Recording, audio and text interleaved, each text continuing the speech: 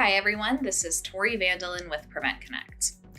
This is part 2 of a 4-part podcast with the authors of the study, Expanding the Frame, Institutional Responses to Students Accused of Sexual Misconduct. On this podcast, Jennifer Henkel, Joan Tabachnik, and Jill Dunlap draw connections between respondent services and preventing sexual violence on campuses and in communities. The interesting thing for me about all of the things that we learned as a result of the process of the report is that it's really showing an evolution of the way that institutions address this issue, right? So for a while we were very focused on getting survivor processes and reporting processes right. And then what the end goal was, in many times, was okay, find someone responsible, remove them from campus. And now what we're seeing, and I think you see this mirrored a lot when we talk about the increasing rates of respondents who are suing their institutions. Well, it makes sense, right? It makes sense that more respondents are being held accountable now that we are getting our processes right around reporting. And so you're going to naturally see an increase in those students who are being held accountable suing their institutions. But I think in a parallel way, you see institutions saying, oh, wow, we have had students now in increasing numbers because of our improved processes and the numbers of students who are now coming forward to report, that we have a lot more scenarios where we have a student who is found responsible, has served the sanction, and is now coming back. And so we're seeing institutions start to think through what that means for their campus community in terms of campus safety. And so I think a lot of what we hope that institutions are doing now is thinking through, okay, so it's not a just sort of one and done, we're removing a student and we hope that they go on and do something else with their life and we don't have to worry about it anymore. But we're seeing those, so in many cases, those students return to that same institution. And so how are we supporting those students in a way that reduces recidivism and really does the sort of primary prevention work that we say that we want to do on college campuses? So for me, I think it's just sort of we're coming around the bend around okay, here's some Absolutely. of the consequences Mhm. of our really good work around supporting survivors and their increasing reporting. So I don't know if you both thought that, Jennifer and Mhm. Joan also, but that was, I think, a big takeaway from me. Yeah, I think that actually echoes the some other research that was done in 2014 around sanctioning. That when they're specifically asking about sanctioning for for rape and attempted rape, that's where the actual goal was around safety. But when they started asking questions about the goal for sanctioning on harassment, then education became a key goal as well. So I think that what's happening is Mhm. that also, as we're beginning to also recognize a broader range of behaviors, that that the students who that students who have a lot to learn, that one of the things that often I will talk about when we're presenting is that even though traditional age students are legally adults, developmentally they're still adolescents. And so some of the behaviors, not to minimize those behaviors in any way, but that some of those behaviors can be corrected and changed. And when institutions are looking at safety as well as some of their other goals around education, that may choose to have a wider variety of responses to a wider variety of behaviors. And that's one of the things I guess that I'm also seeing both in terms of this report as well as some other research that's out there. And I think it's important to recognize, that all of these services are important for everyone involved in the process and how helpful they are for the responding party who has been accused and has absolutely, without a doubt, perpetrated um, problematic sexual behaviors, and also those who have been accused and either um, don't believe anything has happened or however that situation really looks. Not to get too political, but recognizing that for the student who is not responsible, the student who is found not responsible, but due to lack of evidence, the student who's found responsible, and the reporting party are all going to see benefits from having a process that is equitable and who have these support services, just to make it possible for them to focus on being a student as well. Because ultimately, when it comes down to it, on my side, it's higher education and the ability to graduate and go out into the quote unquote real world. And how are our students going to do that if we aren't making a very, very difficult and confusing and complicated process a little bit less confusing?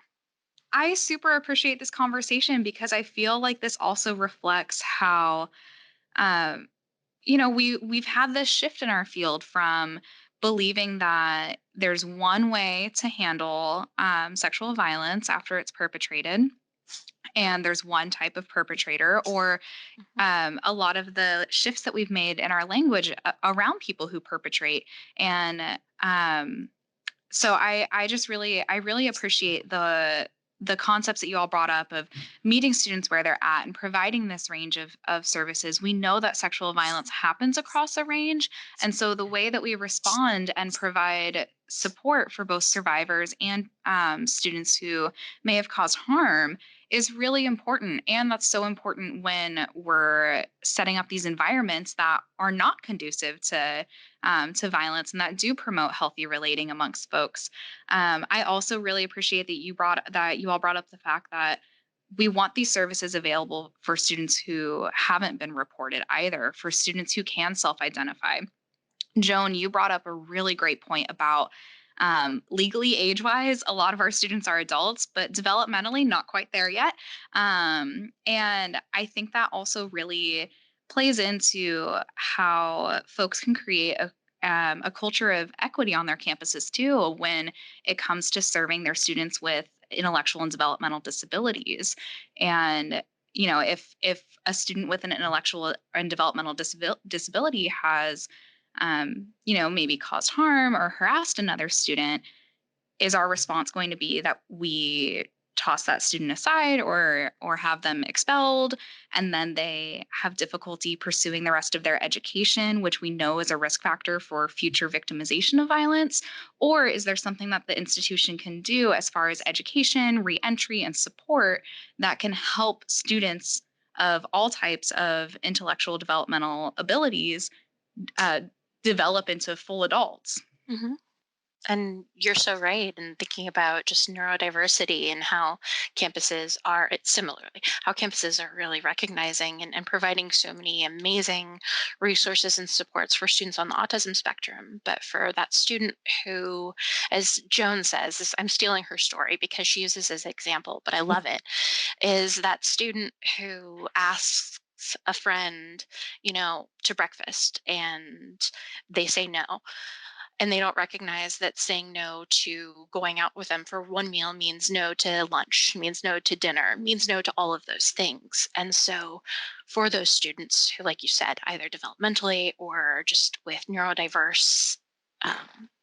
neurodiversity, um, I think this is something that can be incredibly helpful and, like you said, reduce harm for all parties, because it's not just especially in those situations, it's not just the reporting party in that situation who's experienced harm, but then the person on the spectrum who just may not recognize why this person doesn't want to be their friend anymore.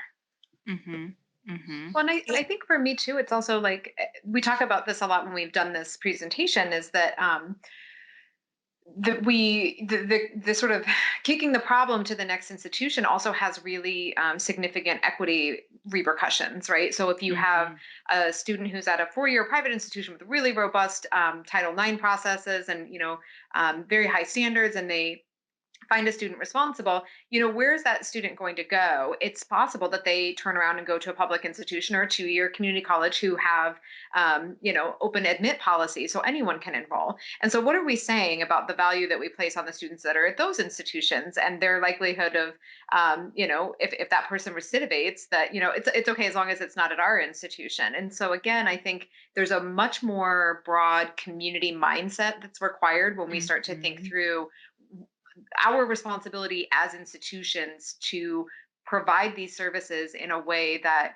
not only impacts the safety of our own community, but the general community, or whatever college or campus community that student who's been found responsible and removed from our campus might become a part of. And so I think that that's also something that we try to bring up when we do presentations on this topic. That there's a way that kids get, I shouldn't say kids, there's a way that students understand that when a student gets kicked off of one school, they're going to end up at another school that maybe their best friend from high school is at. And so that more global feeling that I would like to see institutions have, the students actually already have. They understand the connection between one institution and another.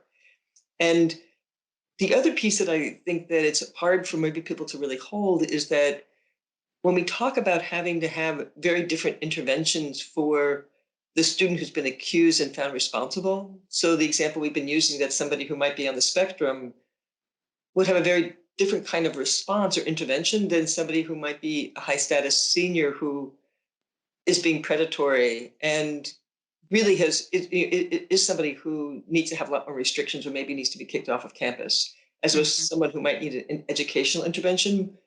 But from the student who made the complaint, from the student who's been harmed, at some level, it doesn't matter.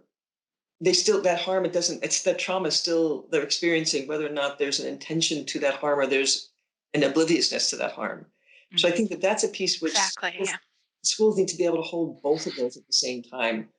And the campus community needs to be able to hold both of those. And that's something that I think is going to be a big challenge for us going forward. But I think it raises a really good point, Joan, that we've sort of presented students with problematic sexual behaviors as a monolith, right? Where we don't really sort of tease out, the whether or not someone is neurotypical or whether or not someone, has a different motivation or sort of feels privileged to take advantage of someone else in a situation, and is coming from a place of privilege. And so I think in the same way that we wouldn't treat survivors as a monolith, as all survivors want to attend a sexual assault support group, like many of them don't, right? And we understand that. And so I think to treat them as individuals and try to understand is really important. And I think Joan's example speaks really well to that. Mm-hmm. Mm-hmm. Yeah, I think that's so important to keep in mind, just as, we, as you had just said, just as we don't treat survivors as, one identity or as every survivor has the same need. The same is true with how campuses could be offering respondent services. Thanks for listening. Tune in to part 3 to learn a few ways NASPA and others are training higher education professionals on implementing respondent services in ways that contribute to a safer campus climate that prevents violence.